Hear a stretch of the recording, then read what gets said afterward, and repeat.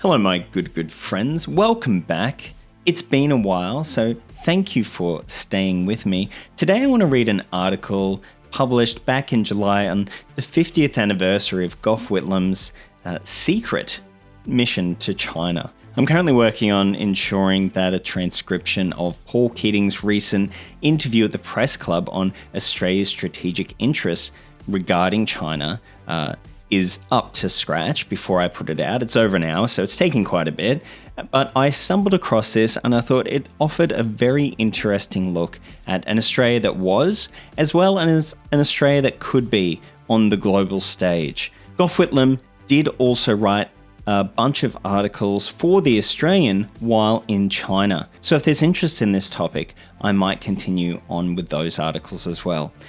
Before I start, I should just say that I don't endorse everything in this article. I don't agree with everything in this article, but I think it raises a lot of serious issues and makes a lot of good points. So take it for what it is, mull it around, and then let me know in the comments what you think about it.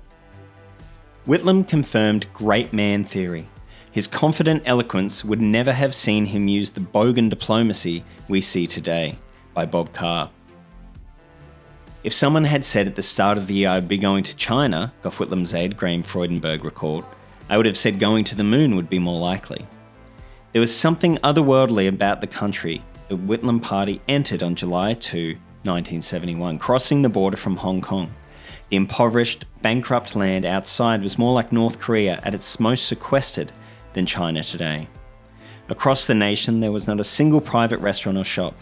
None of the workers on bikes or horse-drawn carts had the right to own land or a flat. They needed party permission to move to another city. The economy was smaller than Australia's. Mao Zedong had speculated about creating urban communes and abolishing currency. The Cultural Revolution launched in 1966 may have caused 3 million deaths.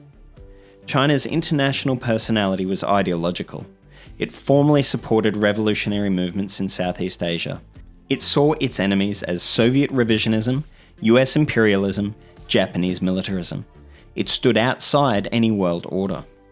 Whitlam's decision to visit broke a political veto. It was based on epic confidence, especially compared with today's pallid politics.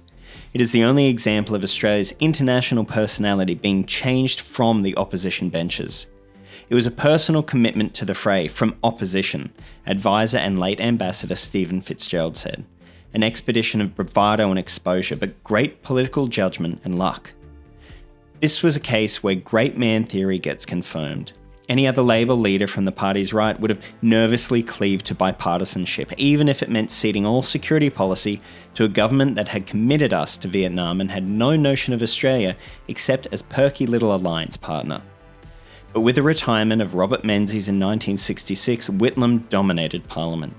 His honed advocacy skills, from a platform or a TV studio and as a scribe, as in his articles on his trip in The Australian, liberated him to think grandly and be bold.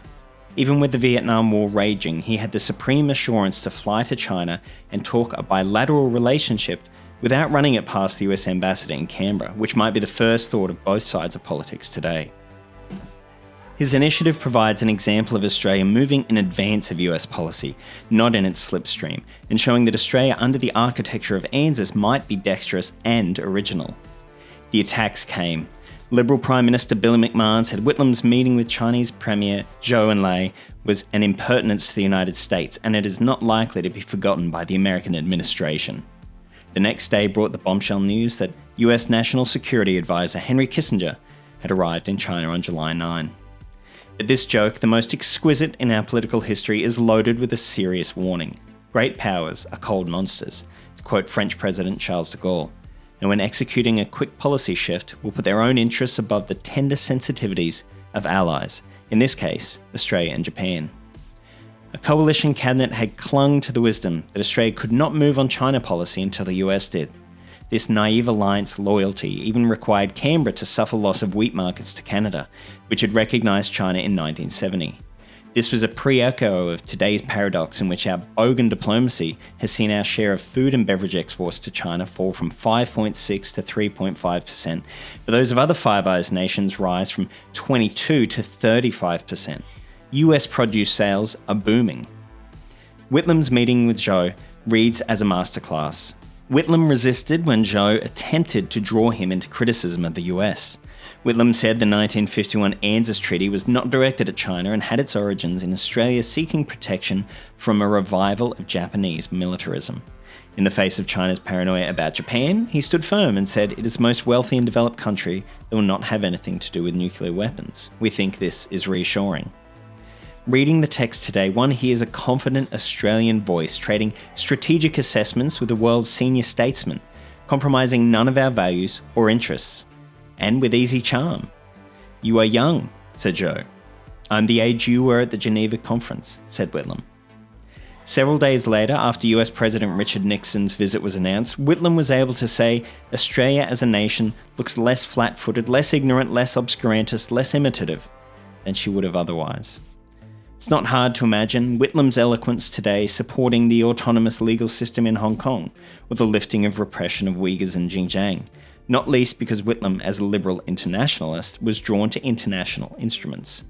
But he would have integrated these strictures in a comprehensive policy, and, one may add, without the macho wrong-headedness that has us now the only US ally talking about war drums, stationing forces in Guam and Okinawa and sending forth our warriors. Whitlam would have confidently used the Quad as a classic hedging device and an opportunity for deeper engagement with valued Asian partners India and Japan. Diplomacy is about keeping possibility alive, not closing off future options. With the grey, frigid China of Mao locked in poverty, or the assertive China of today with the world's biggest economy powered by domestic demand and an astonishing lead in advanced technology. What if China does not implode, even though every third edition of American magazine Foreign Affairs assures us it will? What if US competition tires of a quest for something as vague as dominance and draws up short of Cold War? Our Washington embassy is good at lapel badges and golf days, but as bad at identifying possibility as when Nixon and Kissinger were quietly preparing their revolution in China policy. The respected former head of the Department of Foreign Affairs and Trade, Peter Varghese, said last week that China cannot be decoupled from the global economy or excluded from the search for solutions to global problems. He said, "China is the strategic competitor of the US, but that does not automatically make it the strategic competitor of Australia." There could be talking points for a Whitlam-style summit based on the world as it is, not as we would want it to be, and the creative openings from middle power, allied but urbane, and not flat-footed. They're based on feelings, not facts. I'm not your gender studies professor who has to cater to your trigger warning, microaggression, safe space bullshit. Most women are happier at home. Clean up your room, organize your local landscape, schedule your time. And I have to say that my brain is still in recovery mode from taking in so many high-level important ideas.